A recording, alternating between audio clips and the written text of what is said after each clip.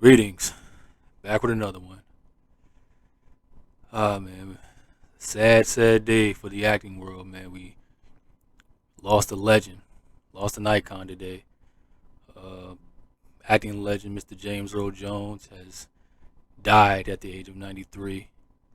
And I didn't know he was up there in age. I mean, I knew he was up there in age, but I didn't know he was that old. I mean, he had a long life, man. But yeah, man, I'm talking about someone who was just very, very unique, iconic, man. Just that booming voice that he had, man. It's a very, very sad day, man. But I have an article here by the Vulture, New York Vulture, and I just want to read over this a little bit. That talks about his acting career and how he got started and everything like that. But let me just read this. Let me shut up and start rambling. But James Earl Jones, highly regarded actor with an instantly recognizable deep voice, is dead at 93 years old.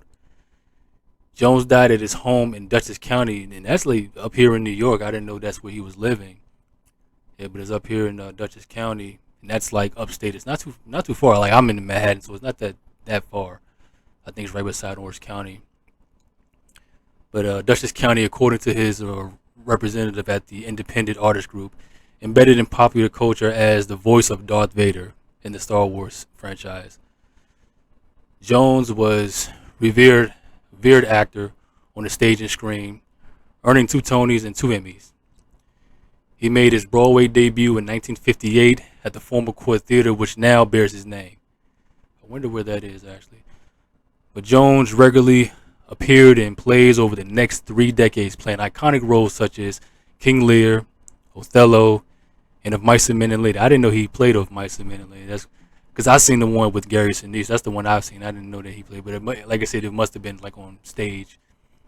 But he earned his first Tony in 1969 for starring in the play The Great White Hope, and just a year later, in 1970, was nominated for the first Oscar in the film adaptation.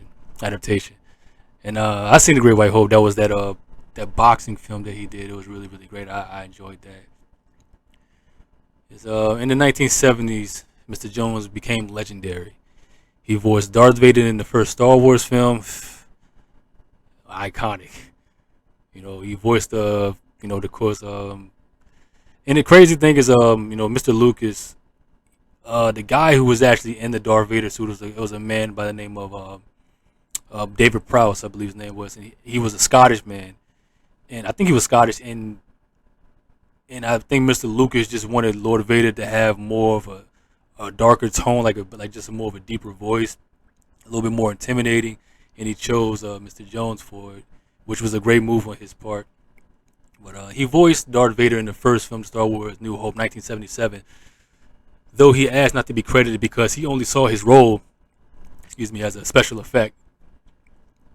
Around the same time, he won a Best Spoken Word album Grammy for reading the Constitution and the Emancipation Proclamation on the Great American Documents, alongside other notable voices such as Henry Fonda, Orson Welles, and Helen Hayes. He continued to voice Darth Vader in the two subsequent films, 1980's The Empire Strikes Back and 1983's Return of the Jedi. Iconic. Let me move up a little bit here.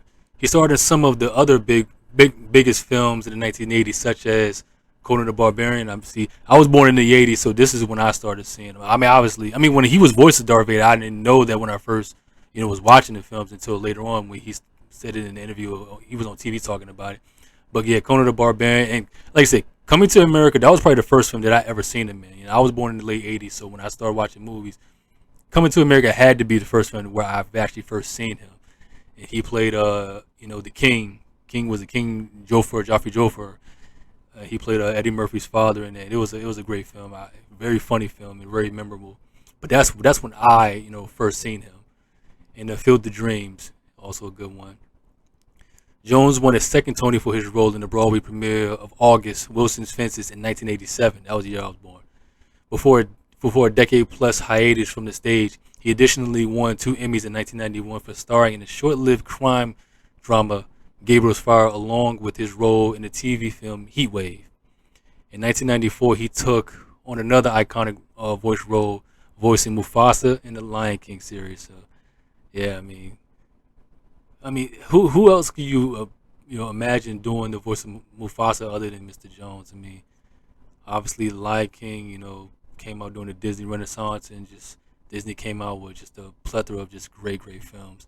I mean, that was my childhood right there. So Lion King is very big part of my childhood. Jones returned to Broadway in 2005 production on Golden Pond, and eventually earned a Lifetime Achievement Award in 2017. He also earned an honorary Oscar in 2011, making him a non-competitive EGOT winner.